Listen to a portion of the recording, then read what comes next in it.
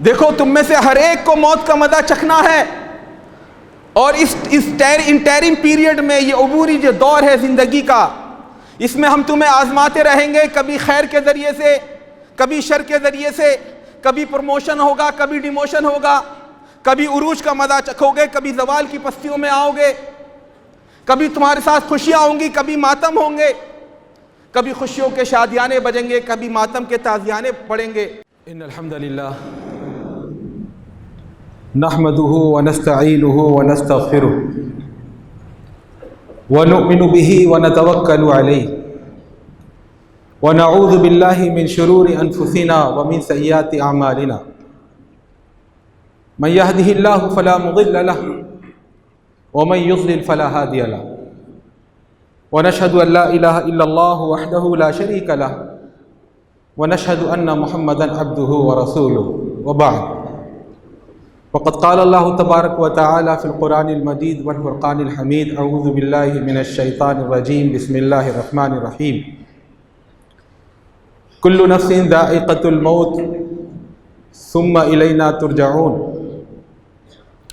والذین آمنوا وعملوا الصالحات لنبوئنہم من الجنة غرفا تجری من تحتها الانہار خالدین فیہا نعم اجر العاملین الذین صبروا وعلی ربہم یتوکلون۔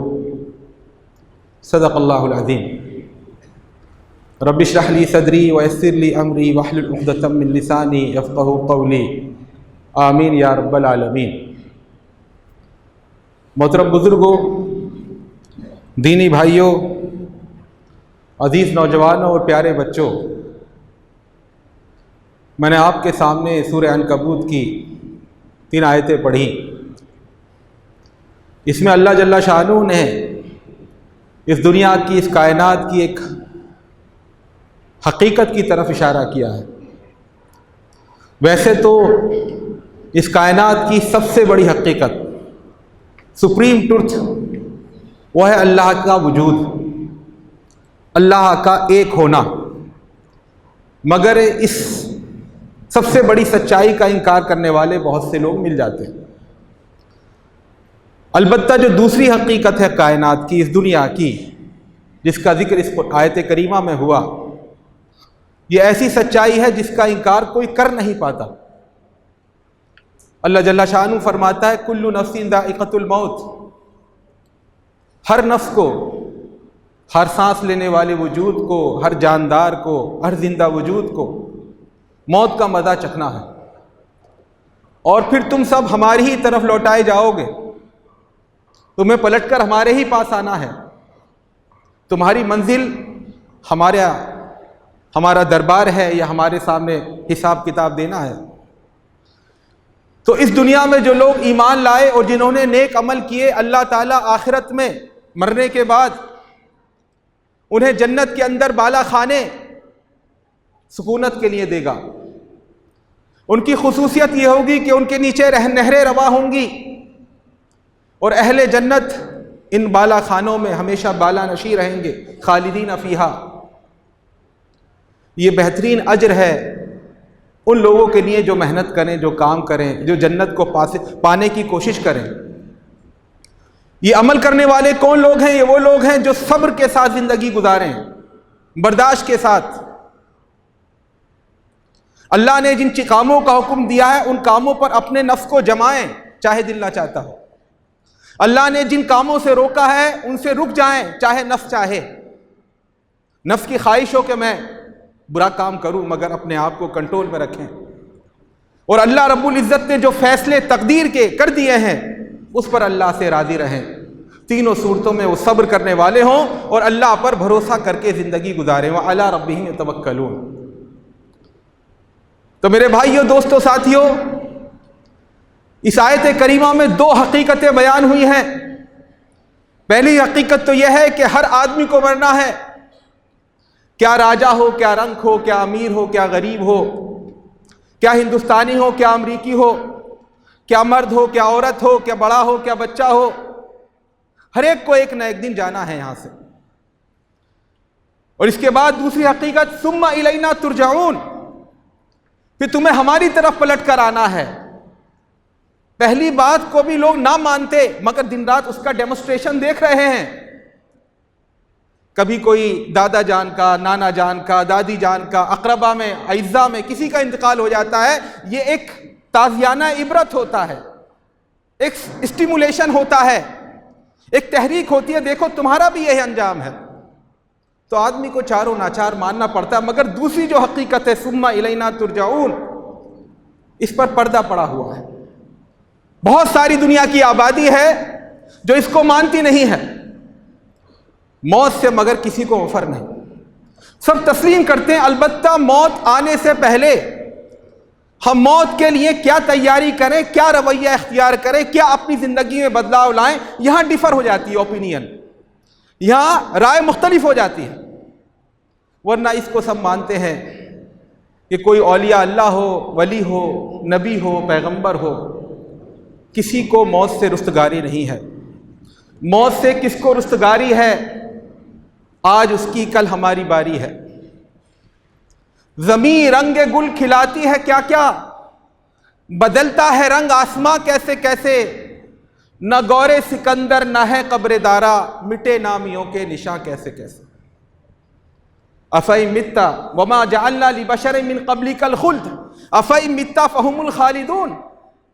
اے محمد ان سے کہو کہ ہم نے آپ سے پہلے کسی انسان کو امر نہیں کیا، کسی کو اٹرنلٹی نہیں بخشی، انپیریشبلٹی، لا فانیت، وہ کبھی ختم نہیں ہو، ایسا کسی کو نہیں ہوا. افئن مت، اگر آپ مر جائیں گے یہ باقی رہیں گے کیا؟ ان کو بھی تو جانا ہے. لقد جئتمونا فرادا، دیکھو آ گئے نا ہمارے پاس اکیلے.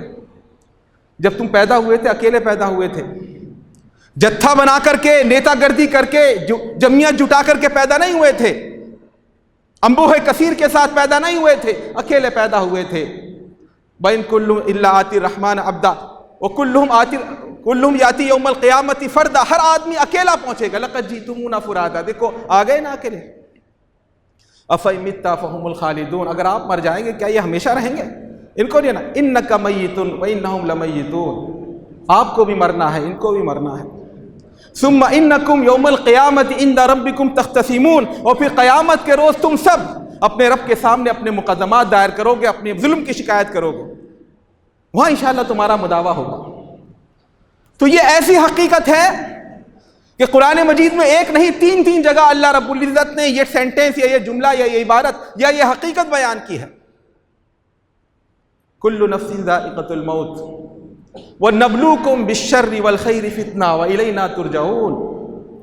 دیکھو تم میں سے ہر ایک کو موت کا مزہ چکھنا ہے، اور اس انٹرم پیریڈ میں، یہ عبوری جو دور ہے زندگی کا، اس میں ہم تمہیں آزماتے رہیں گے، کبھی خیر کے ذریعے سے، کبھی شر کے ذریعے سے. کبھی پروموشن ہوگا، کبھی ڈیموشن ہوگا، کبھی عروج کا مزہ چکھو گے، کبھی زوال کی پستیوں میں آؤ گے، کبھی تمہارے ساتھ خوشیاں ہوں گی، کبھی ماتم ہوں گے، کبھی خوشیوں کے شادیانے بجیں گے، کبھی ماتم کے تازیانے پڑیں گے، کبھی لوگ دشمنیاں کریں گے، کبھی لوگ دوستیاں کریں گے، کبھی تمہیں انصاف ملے گا، کبھی تم پر ظلم ہوگا. وَنَبْلُوكُمْ بِالشَّرِّ وَالْخَيْرِ فِتْنَةً. یہ سب آزمائش ہے. اللہ تعالیٰ دے کر بھی آزماتا ہے، اللہ تعالیٰ لے کر بھی آزماتا ہے. وَإِلَيْنَا تُرْجَعُونَ، الٹیمیٹلی تمہیں ہمارے پاس آنا ہے. اس سے بچ کر تم کہیں نہیں جا پاؤ. تمہارا آخری ٹھکانہ ہمارے سامنے موجودگی ہے. فَأَمَّا مَنْ طَغَىٰ، تو جو اس دنیا میں، اس عارضی زندگی میں طاغوت بن کر جیا، فرعون بن کر جیا، قارون بن کر جیا، نمرود بن کر جیا، میرے اوپر کوئی نہیں ہے، مجھ پر کسی کا حکم نہیں چلے گا، میں کیوں مانوں شریعت کو، میں کیوں مانوں قرآن کو، میں کیوں مانوں دین کو. جو طاغوت بن کر جیا، وآثر الحیات الدنیا، اور دنیا کی زندگی کو ترجیح دی، فإن الجحیم ہی المأویٰ، جہنم اس کا ٹھکانہ ہوگی. وَأَمَّا مَنْ خَافَ مَقَامَ رَبِّهِ وَنَهَى النَّفْسَ عَنِ الْهَوَىٰ، اور جو رب کے سامنے اکیلے کھڑے ہونے سے ڈرا، ایک دن مجھ سے اللہ پوچھے گا، وَلَنَسْأَلَنَّ الَّذِينَ أُرْسِلَ إِلَيْهِمْ وَلَنَسْأَلَنَّ الْمُرْسَلِينَ.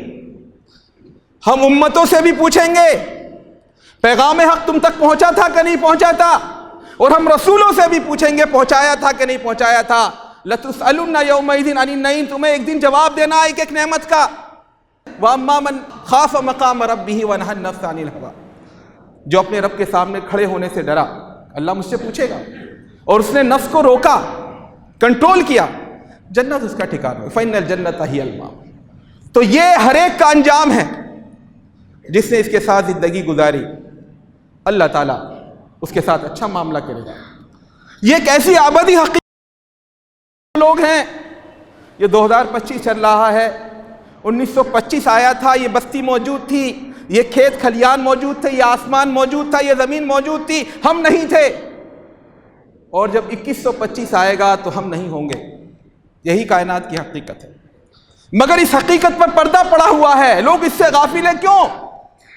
اس کی طرف اشارہ کیا تیسری آیت میں، کل نفس ذائقۃ الموت، ہر نفس کو موت کا مزہ چکھنا ہے۔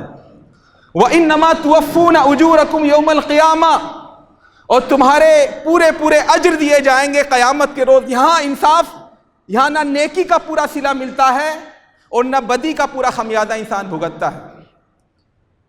بہت ساری نیکیاں ایسی ہوتی ہیں جن کا فوراً نتیجہ برآمد نہیں ہوتا، مہینے بھر بعد، سال بھر بعد، دہائیوں کے بعد، صدیوں کے بعد نتیجہ برآمد ہوتا ہے۔ ایسی بہت سی نیکیاں ایسی ہوتی ہیں، تو اس دنیا میں اجر پورا نہیں مل سکتا۔ لوگوں کے دماغ میں خناس ہوتا ہے انصاف ہمیں یہی چاہیے، بھائی انصاف یہاں ہو سکتا ہے پریلیمنری، ابتدائی طور پر، مگر آخری انصاف ہوگا اللہ کی عدالت میں، وہاں تمہیں پورا اجر تمہیں دیا جائے گا ایک ایک چیز کا۔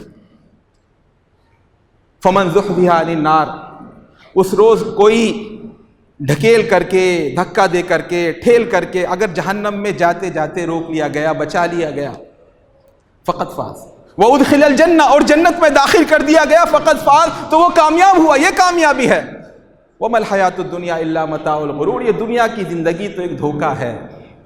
دھوکہ اس معنی میں نہیں جیسے ہمارے ہندوازم میں کہ جو کچھ نظر آ رہا ہے یہ سب ان ریئل ہے، یہ سب مایا ہے، نظر کا فریب ہے، ایسا نہیں، یہ ریئل ہے، مگر ہاں یہ دنیا کا جو انفیچویشن ہے، جو اٹریکشن ہے، جو اس کی دلکشی ہے، جو اس کی رعنائی ہے، جو اس کی خوشنمائی ہے، جو اس کی دل فریبی ہے، یہ انسان کو اس کے آخری جو گنتتو ہے، جو اس کا فائنل ڈیسٹینیشن ہے، جو آخری منزل ہے، اس سے غافل کر دیتی ہے، آخرت کی زندگی سے غافل کرتی ہے۔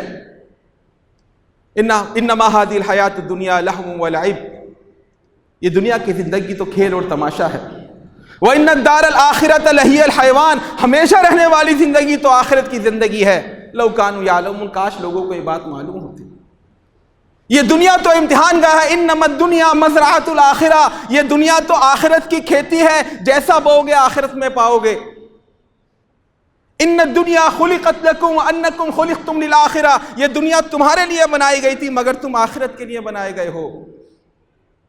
یا ایھا الناس ان وعد اللہ حق، اے لوگو سن لو اللہ کا وعدہ برحق ہے۔ فلا تغرنکم الحیات الدنیا، تو دنیا کی یہ زندگی تمہیں اپنی منزل سے غافل نہ کرنے پائے، تمہیں فریب میں مبتلا نہ کرے۔ ولا یغرنکم باللہ الغرور، اور سب سے بڑا جو دھوکے باز ہے شیطان، جس کا سب سے بڑا ہتھیار ہے دنیا کی زندگی کا دھوکہ، یہ تمہیں اپنے راستے سے غافل نہ کر پائے۔ اس سے پردے وَإِلَيْنَا تُرْجَعُونَ، ہماری طرف تم جب لوٹو گے، اس پر پردہ ڈال دیتی ہے دنیا۔ لیکن اللہ رب العزت نے، یہ اس کا کرم، اس کا احسان ہے کہ اس نے موت سے پہلے موت کے اثرات پیدا کر دیے۔ اگر ایسا ہوتا کہ ہر انسان پورا صحت کے ساتھ حشاش بشاش زندگی گزارے گا اور جب موت کا وقت آئے گا بس اس وقت مرے گا، ایسا نہیں، بلکہ اس سے پہلے بھی اللہ، اس کے رسول نے مثالوں کے ذریعے بتایا، سمجھایا کہ اس سے پہلے بھی مصائب تم پر آتے ہیں، یہ تمہیں یاد دلاتے ہیں آخرت کی، یہ تمہیں یاد دلاتے ہیں کہ تم یہاں اصل ٹھکانہ نہیں، یہاں تم مسافر ہو، یہاں تم کرایہ دار ہو، یہ تمہاری آخری منزل نہیں ہے۔ صحابہ اکرام کے سامنے اللہ کے رسول صلی اللہ علیہ وسلم بیٹھے تھے، زمین پر آپ نے لکڑی سے ایک چوکور مربع بنایا اور کہا یہ جو دائرہ ہے یہ انسان کی زندگی ہے، یعنی یہاں انسان اس لائن سے چل کر اس لائن تک اس کی زندگی ہے۔ پھر اس دائرے کے اندر ایک لمبی لکیر آپ نے آگے تک بنائی، کافی آگے تک، دائرے سے آگے تک، اور کہا یہ انسان کی آرزو ہیں، اس کی خواہشات ہیں، اور پھر اس بڑی لکیر پر چھوٹی چھوٹی لکیریں لگا دی، کہا یہ مصیبتیں جو انسان کو یاد دلاتی ہیں، ارے بھائی تمہاری زندگی یہاں تک ہے، کہاں تم 400-500 سال تک کی تیاری کر رہے ہو، تمہاری زندگی تو محدود ہے۔ اور اسی کو اللہ رب العزت نے فرمایا وَمَن نُعَمِّرْهُ نُنَكِّسْهُ فِي الْخَلْقِ، جس کی ہم عمر دراز کرتے ہیں، جس کو زیادہ عمر دیتے ہیں، اس کی تخلیق کو ہم الٹا کر دیتے ہیں، اس کی خلقی صلاحیتوں کو کم کر دیتے ہیں، مان کر دیتے ہیں۔ قرآن میں کہا گیا جوانی کے لیے بلغ اشدہ، اپنی صلاحیتوں کے نقطہ عروج پر پہنچا، لیکن نقطہ عروج کے بعد پھر زوال آتا ہے، 40 سال کے بعد 35 سال کے بعد پھر ڈھلان شروع ہوتا ہے۔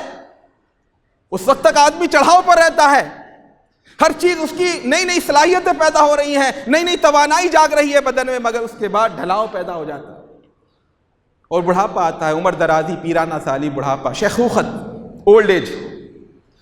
وَمَن نُعَمِّرْهُ نُنَكِّسُ فِي الْخَلْقِ، یہ بڑھاپا اللہ کی طرف سے یاد دہانی ہوتی ہے کہ بھائی اب چل چلاؤ کا موسم ہے، تیاری کر لو۔ ہم یسترخون فیہا، اہل جہنم کے بارے میں قرآن کہتا ہے جہنم میں شور مچا رہے ہوں گے، ربنا اخرجنا نعمل غیر الذی کننا نعمل، اے رب ہمیں ون چانس مور، ایک اور موقع دے دے، یہاں سے نکال دے، دوبارہ دنیا میں بھیج دے، اب کی بار ہم نیک عمل کریں گے۔ اللہ تعالیٰ کہے گا اولم نعمرکم ما یتذکر فیہ من تذکر وجاءکم النذیر، کیا ایسا نہیں تھا ہم نے تمہیں اتنی عمر دی کہ اگر تمہیں سبق لینا تھا تو وہ عمر کافی تھی تمہارے لیے؟ وجاءکم النذیر، اور تمہیں ڈرانے والا تو آیا تھا۔ مفسرین فرماتے ہیں ڈرانے والے اللہ کے نبی بھی ہیں، ڈرانے والی اللہ کی کتاب بھی ہے، ڈرانے والا پوتا بھی ہے۔ جب آپ کے گھر میں پوتا پیدا ہو جائے سمجھ لیے آپ کی جنریشن اب چل رہی، اب آپ جانے کی تیاری کیجئے۔ النذیر کے بارے میں مفسرین فرماتے ہیں سفید بال آ جائے تو بھی، یہ بھی ایک ڈرانا ہے اللہ کی طرف سے کہ بھئی اب تمہاری عمر کا ڈھلان شروع ہو گیا۔ تو جو بڑھاپا آتا ہے، پیرانہ سالی آتی ہے، اس میں دیکھیے بڑھاپا کوئی بری چیز نہیں ہے، یہ زندگی کا ایک مرحلہ ہے۔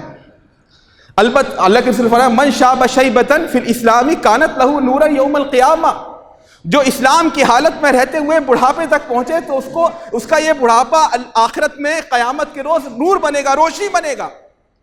فرمایا لا تنتف الشیب، اپنے سفید بالوں کو مت اکھاڑو، فإنہ ما من مسلم یشیب شیبۃ فی الاسلام الا کانت لہ نورا یوم القیامہ، کیونکہ جو مسلمان بھی اسلام کی حالت میں بڑھاپے کو پہنچتا ہے تو اس کا یہ بڑھاپا اس کے لیے نور بنے گا۔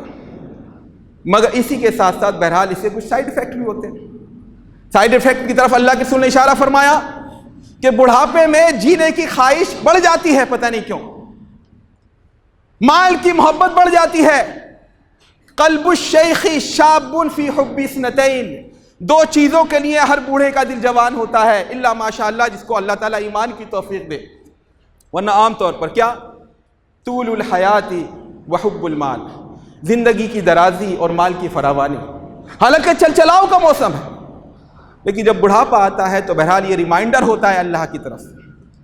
بڑھاپے کے جو سائیڈ ایفیکٹ ہوتے ہیں اس میں ایک ہوتا ہے قوا مزمعل ہو جاتے ہیں، صلاحیتیں مان پڑ جاتی ہیں، اب وہ جوانی جیسی بات نہیں رہتی، دوڑ لگانا یا محنت کرنا اب نہیں۔ غالب نے کہا مزمحل ہو گئے قوا غالب، اب عناصر میں اعتدال کہاں۔ کسی شاعر نے کہا ذوف پیری بڑھ گیا، جوش جوانی گھٹ گیا، اب عصا بنوائی، عصا مانے لاٹھی، اب عصا بنوائیے نخل تمنا کاٹ کر، یہ آرزوؤں اور تمناؤں کو تھوڑا کم کریے۔ شاد عظیم آبادی نے کہا تھا تمناؤں میں الجھایا گیا ہوں، کھلونے دے کے بہکایا گیا ہوں، کہاں میں اور کہاں اے شاد دنیا، کہاں سے کس جگہ لایا گیا۔ اور شاعر نے پھر کہا تھا ہزاروں خواہشیں ایسی کہ ہر خواہش پہ دم نکلے، بہت نکلے میرے ارمان لیکن پھر بھی کم نکلے۔ تو ارمان تھوڑا کم کریے، ذرہم یاکلوا ویتمتعوا ویلہہم الامل، چھوڑو ان کو کھانے پینے دو، یہ کھائیں عیش کریں اور ان کو درازی امید غافل رکھے، فسوف یعلمون، ان قریب جان لیں گے ان کا انجام کیا ہوگا۔ تو جب پیرانہ سالی شروع ہو جائے، عمر کا وہ مرحلہ آ جائے جس کو کہتے ہیں لوگ کہ اب اولڈ ایج شروع ہو گئی ہے، تو اس کا سائیڈ ایفیکٹ یہ قوا مزمحل ہو جاتے ہیں، کمزوری اور ناتوانی ہو جاتی ہے۔ دوسرا ایک سائیڈ ایفیکٹ ہوتا ہے یادداشت کمزور ہو جاتی ہے، پرانی ڈسٹینٹ پاسٹ کی چیزیں یاد رہتی ہیں، بچپن یاد رہتا ہے، لڑکپن یاد رہتا ہے، اپنے کالج کی زمانے کی عمر کے واقعات یاد رہتے ہیں، مگر ریسنٹ پاسٹ جو ابھی کل کی بات ہے وہ انسان بھول جاتا ہے،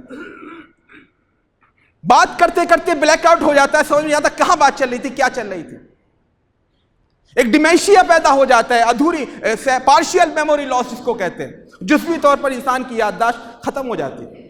وہ چیزوں کو بھولنے لگتا ہے. یہ بھی ایک یاد دہانی ہوتی ہے, یہ بھی اللہ کی طرف سے ایک ابتلا ہوتا ہے. اور تیسرا جو بڑھاپے کا سائیڈ ایفیکٹ ہوتا ہے وہ ہے امیونٹی. جو پاور ہوتی ہے اللہ تعالیٰ نے ہر انسان کے اندر رکھی ہے, مرض سے لڑنے کی صلاحیت اور قوت وہ کم ہو جاتی ہے. جوانی میں بخار آیا نہیں تھا, 5-5 6-6 سال تک نہیں آتا تھا. میں خود جب ندوۃ العلماء میں شاید 20-20 سال کا ہو گیا تھا, پہلی بار میری یادداشت میں آیا کہ بخار, ہاں بخار کیا ہوتا ہے. لیکن پھر جب آتا ہے ڈھلا, پھر بخار میں موسم جب بھی بدل رہا ہے بیمار ہو رہا ہے, امیونٹی کم ہو جاتی ہے. پھر ہارٹ پرابلم بڑھ جاتی ہے, شوگر ہو جاتی ہے, بلڈ پریشر بڑھ جاتا ہے, فرسٹریشن, ڈپریشن, اینگزائٹی وغیرہ سب چیزیں پیدا ہو جاتی ہیں. اسی میں ایک چیز ہوتی ہے بائی پولر ڈس آرڈر.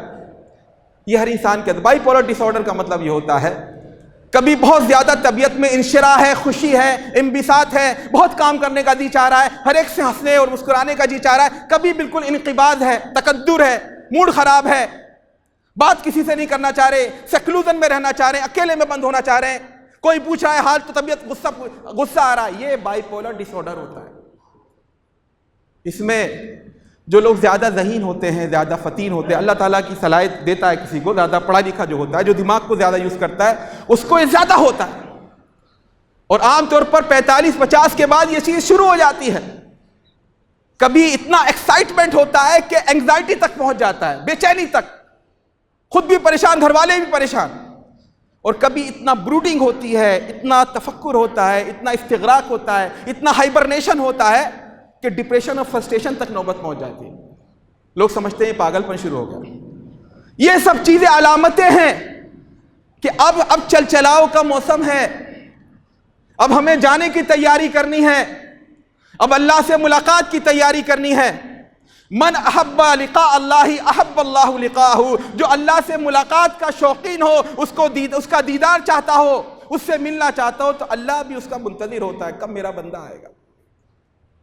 حدیث میں آتا ہے رمضان المبارک کے بارے میں کہ رمضان المبارک میں اللہ تعالیٰ 5 کام کرتا ہے. اس میں ایک کام یہ ہے, روزانہ جنت کو ریڈیکوریٹ کرتا ہے اور کہتا ہے عسیٰ عبادی ان یخلصوا من بلاء الدنیا ویاتوا الیک. قریب ہے کہ میرے بندے دنیا کے جھنجھٹوں سے ہٹ کر تیرے پاس آ جائے, میں تیرے سجا رہا ہوں. تو اللہ تیاری کرتا ہے ایسے بندوں کی, میرے بندے آنے والے ہیں. مگر کس کے لیے؟ جو اللہ سے ملنا چاہے, جو خود بھاگنا چاہے, جس کو موت کے نام سے کپ کپی چڑھتی ہو, جس کو قبر کا منظر سب سے بھیانک لگتا ہو. یہ تو سوچنے کا انداز ہوتا ہے نا. حضرت ابو ہریرہ رضی اللہ تعالیٰ عنہ کی وفات کا وقت آیا, بیوی رونے لگی, بیٹی رونے لگی, وہ کہنے لگی واہ کربا واہ کربا, ارے کتنی پریشانی ہے, ہائے رے مصیبت ہے. تو انہوں نے فوراً ڈانٹا, کہیں کیا کہا واہ تربا, پریشانی مطلب کا خوشی, واہ کتنی خوشی کی بات ہے. غدن نلقى الاحبا محمدا وحزبا, کل تو ہم اپنے چاہنے والوں سے ملاقات کریں گے, محمد صلی اللہ علیہ وسلم سے ملاقات کریں گے, صحابہ کرام سے ملاقات کریں گے, اپنے رب سے ملاقات کریں گے. موت کو سمجھے ہیں غافل اختتام زندگی, ہے یہ شام زندگی صبح دوام زندگی. یہ تو دوام زندگی, ایک دروازہ اس کو پار کر کے رب سے ملنے جانا ہے, اس کی تیاری ہونی چاہیے, اس کا خیال رہنا چاہیے. ایک نوجوان اگر بگڑا ہو تو ایک بات سمجھ میں آ رہی ہے کہ ابھی یہ نادان ہے, ابھی اس نے سرد و گرم چکھا نہیں ہے. مگر اگر ہمیں وہ مرحلہ آ جائے ایج کا, 40+ مرحلہ ہو, 50+ مرحلہ ہو, تب ہماری یہ دنیا داری, ہماری یہ دنیا سے محبت اور مال کو حوث جمع کرنے کی حوث اور چاہت, یہ کوئی معنی نہیں رکھتی. اور پھر ایک آخری مرحلہ آتا ہے بڑھاپے کا, جس سے اللہ کے رسول نے پناہ چاہی ہے. وہ ہے ارذل العمر, رذیل ترین عمر, نکمی عمر, نکمر زندگی, ناکارہ زندگی. جیسے اس میں انسان زومبی بن جاتا ہے, واکنگ ڈیڈ بن جاتا ہے, لاشائے نیم جا بن جاتا ہے, اس کا کوئی مصرف زندگی میں نہیں ہوتا. جس کو کہتے ہیں ہیومن ویجیٹیبل, انسان کی شکل میں ایک سبزی جس کی کوئی حیثیت نہیں. دل, ہارٹ پیسر لگا ہوا ہے, دل کے لیے مشین لگی ہوئی ہے, ناک میں نلکی پڑی ہوئی ہے, بس سانس چل رہی ہے, مگر کوئی اس کا مصرف نہیں. اس زندگی سے اللہ اس کے رسول نے پناہ چاہی ہے. اللہ کے نبی صلی اللہ علیہ وسلم کے باقاعدہ صحابہ کرام فرماتے, حضرت سعد ابن ابی وقاص, ان رسول اللہ صلی اللہ علیہ وسلم کان یتعوذ منہن, کچھ برائیاں ایسی تھی, کچھ پریشانیاں ایسی تھی, اللہ کے رسول ان سے پناہ مانگا کرتے تھے. وہ کیا تھا؟ آپ فرا کرتے تھے ہر نماز کے بعد دبر کل صلاۃ، ہر نماز کے بعد آپ دعا مانگا کرتے تھے، اللہم انی اعوذ بک من الجبن، اے اللہ میں بزدلی سے تیری پناہ چاہتا ہوں، واعوذ بک من ان ارد الی ارذل العمر، اور میں اس سے پناہ چاہتا ہوں کہ میں ارذل عمر تک پہنچوں، عمر کے اس مرحلے تک پہنچوں، واعوذ بک من عذاب القبر ومن فتنۃ الدنیا، اور میں پناہ چاہتا ہوں عذاب قبر سے اور دنیا کے فتنے سے۔ اللہ خلقکم، اللہ نے تمہیں پیدا کیا، ثم یتوفاکم، وہی تمہیں موت دے گا، ومنکم من یرد الی ارذل العمر لکی لا یعلم بعد علم شیئا، اور تم میں سے کچھ ایسے ہوں گے جو ارذل عمر تک پہنچیں گے تاکہ سب کچھ جاننے کے باوجود ان کی ذہن کوری سلیٹ ہو جائے، سب بھول جائیں، انہیں کچھ یاد رہے، کچھ پتہ نہ رہے، بے مصرف ہو جائیں۔ وَنُقِرُّ فِي الْأَرْحَامِ مَا نَشَاءُ، ہم ماں کے پیٹ میں ڈالتے ہیں، جماتے ہیں جس کو چاہتے ہیں، اِلَىٰ أَجَلٍ مُّسَمًّى، ایک مدت تک، ثُمَّ نُخْرِجُكُمْ طِفْلًا، پھر تمہیں بچے کی شکل میں دنیا میں لاتے ہیں، ثُمَّ لِتَبْلُغُوا أَشُدَّكُمْ، پھر ہم تمہیں مہلت دیتے ہیں زندگی کی تاکہ تم نقطۂ عروج تک پہنچو، وَمِنْكُمْ مَن يُتَوَفَّىٰ، تم میں سے کچھ لوگ ہیں جو اس سے پہلے مر جاتے ہیں، جوانی میں ایکسیڈنٹ ہو جاتا ہے، کوئی بیماری ہو جاتی ہے، وَمِنْكُمْ مَن يُرَدُّ إِلَىٰ أَرْذَلِ الْعُمُرِ، اور تم میں سے کچھ لوگ ہوتے ہیں جو ارذل عمر تک جاتے ہیں، لِكَيْ لَا يَعْلَمَ مِن بَعْدِ عِلْمٍ شَيْئًا، تاکہ سب کچھ جاننے کے باوجود کچھ نہ جانیں، سب کچھ بھول جائیں۔ علم سب سے بڑی، آدمی کو سب سے زیادہ جو چیز رہتی ہے جس کے بغیر اس کا وجود نہیں، اس کی میموری ہے، اس کی یادداشت ہے، میں کون ہوں، کہاں کا ہوں، میرا نام کیا ہے، میرے جاننے، جب یہی ختم ہو جائے تو اس کی زندگی کا کوئی مقصد، کوئی وجود کا وجہ جواز باقی نہیں رہتا۔ اس لیے اللہ کے رسول صلی اللہ علیہ وسلم اس سے پناہ مانگی۔ اللہ کے نبی صلی اللہ علیہ وسلم کی عمر مبارک 63 سال تھی، لیکن 63 سال کون سے 63 سال، اس شمسی یہ سولر کیلنڈر کے حساب سے نہیں، لونر کیلنڈر کے حساب سے اگر ہم دیکھیں، ہجری تقویم کے حساب سے جو 63 سال ہوتے ہیں وہ ہماری تقویم کے حساب سے 61 سال ہوتے ہیں۔ اللہ کے نبی صلی اللہ علیہ وسلم کی عمر مبارک 61 سال تھی جو ہماری تقویم ہے، گریگورین جو کیلنڈر ہے، اور شمسی تقویم کے اور قمری تقویم کے حساب سے 63 سال تھی۔ علامہ اقبال رحمۃ اللہ علیہ کے بارے میں آتا ہے، دعا مانگا کرتے تھے، اللہ تعالیٰ میری عمر اللہ کے رسول سے آگے نہ بڑھا، 6 مہینے پہلے وفات ہو۔ حضرت ابوبکر کی عمر 63 سال تھی، اس میں وفات ہوئی۔ حضرت عمر رضی اللہ تعالیٰ عنہ کی 63 سال، اس میں شہادت ہوئی۔ حضرت علی رضی اللہ تعالیٰ عنہ کی عمر 63 سال، اس میں شہادت ہوئی۔ البتہ حضرت عثمان رضی اللہ تعالیٰ عنہ امیر المومنین، ان کی عمر 82 سال تھی۔ اسی طرح حضرت شاہ ولی اللہ رحمۃ اللہ علیہ، احمد بن عبد الرحیم حجت اللہ البالغہ کے مصنف 63 سال کی عمر میں وفات ہوئی، دعائیں مانگا کرتے تھے۔ مجدد الفسانی شیخ سرہندی، جس کے بارے میں اقبال نے کہا تھا وہ ہند میں سرمایہ ملت کا نگہباں، اللہ نے بروقت کیا جس کو خبردار، ان کی عمر 63 سال ہے۔ احمد بن عبد الحق السرہندی، البتہ شیخ عبدالحق محدث دہلوی، ان کی عمر 82 سال۔ بہرحال یہ اللہ کی طرف سے آزمائش ہوتی ہے، لیکن مومن کے دل کی تمنا یہ ہونی چاہیے، اے اللہ تعالیٰ میں محمد کا امتی ہوں، آپ کے نقش قدم پر چلنا چاہ رہا ہوں، یہ زندگی مجھے اتنی دے جتنی محمد صلی اللہ علیہ وسلم کی تھی۔ البتہ اللہ تعالیٰ کسی کو زیادہ عمر دے تو یہ بونس ہے، اور یہ احسان ہے، اور اس احسان کا تقاضا ہے کہ اس کو صحیح سے یوز کیا جائے۔ تو میرے بھائیو دوستو، یہ زندگی کی حقیقت ہے، یہاں جانا سب کو ہے، یہاں جو بھی آیا، کل من علیہا فان ویبقى وجہ ربک ذو الجلال والاکرام، جو بھی آج اس مسجد میں موجود ہے وہ 100 سال بعد نہیں ہوگا، چاہے بچہ ہو، چاہے بوڑھا ہو، چاہے جوان ہو۔ جب ہمیں رہنا نہیں، ہر وجود کو مٹ جانا ہے، بقا اور جاویدانی صرف اللہ رب العزت کی ذات بے ہمتا کو زیب دیتی ہے۔ تو میرے بھائیو، یہ زندگی کی حقیقت ہے، یہ حقیقت ہمارے سامنے رہنی چاہیے، اور اللہ رب العزت نے اپنی ملاقات کی تیاری کے لیے جو ریمائنڈرز رکھے ہیں، بڑھاپے کی شکل میں، بیماریوں کی شکل میں، دنیا کی کلفتوں کی شکل میں، یہ ہمیں اللہ کی یاد دلانے والے ہوں، آخرت کی یاد دلانے والے ہوں، تو یہ ہمارے حق میں سود مند ہے۔